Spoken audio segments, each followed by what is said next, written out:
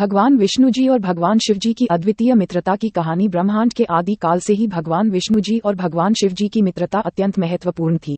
ये कहानी उनके अद्वितीय संवाद की है, जिसमें वे एक दूसरे के साथ किए गए रोमांचक और गूढ़ वार्तालाप का सबसे अच्छा उदाहरण थे। कई हजार वर्ष पहले परमात्मा ने आकाश में अपनी दिव्य अवस्था से उतरकर धरती पर अवतार लिया। इस अवतार के रूप में भगवान विष्णु जी धरती पर प्रकट हुए और वृंदावन में बचपन में श्री कृष्ण के रूप में जन्म लिया। एक दिन श्री कृष्ण गोकुल के साथी गोपों के साथ खेल रहे थे।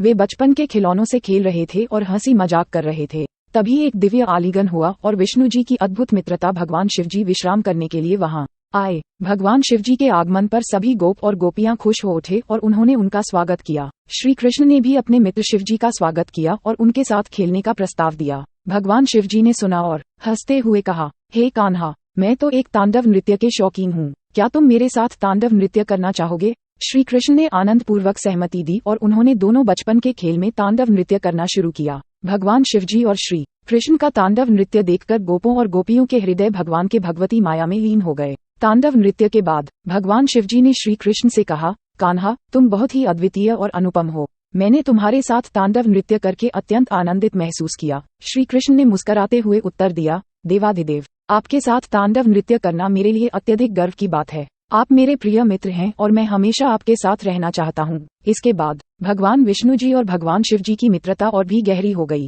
वे एक दूसरे के साथ विचार विमर्श करते और ब्रह्मांड के उपकारकारी कार्यों के लिए साथ में काम करते थे। एक दिन भगवान विष्णु जी और भगवान शिव जी ने एक नए ब्रह्मांड के निर्माण के लिए एक महत्वपूर्ण निर्णय पर पहुंचा। वे जानना चाहते थे कि इस ब्रह्मांड के सृजनार्थ कौन कौन से तत्व आवश्यक होंगे। भगवान विष्णु जी ने कहा, मेरे अनुसार इस ब्रह्मांड के निर्माण के लिए सबसे पहले आदि शक्ति की आवश्यकता होगी। वही शक्ति है जिसके बिना कुछ भी संभव नहीं है। भगवान शिवजी ने सहमति दी और कहा, हाँ, तुम बिल्कुल सही कह रहे हो। आदि शक्ति बिना किसी ब्रह्मांड के निर्माण के लिए असंभव है। उन्होंने आगे कहा, फिर हमें तत्वों का चयन करना होगा। भगवान विष्णु जी ने कहा, मेरे अनुसार इस ब्रह्मांड के निर्माण के लिए 7 प्रमुख तत्व आवश्यक होंगे: पृथ्वी, जल, अग्नि, वायु, आकाश, सूर्य और चंद्रमा। भगवान शिवजी ने ध्यान से सुना और फिर कहा, यह सही है। इन 7 तत्वों के बिना किसी ब्रह्मांड का निर्माण संभव नहीं है। इसके बाद वे आगे बढ़े और ब्रह्मांड के अन्य अंगों के बारे में विचार विमर्श करने लगे। उन्होंने समय, काल और स्थिति के महत्व को समझा और यह निर्णय लिया कि इन तीनों के बिना भी कोई ब्रह्मांड असंभव है।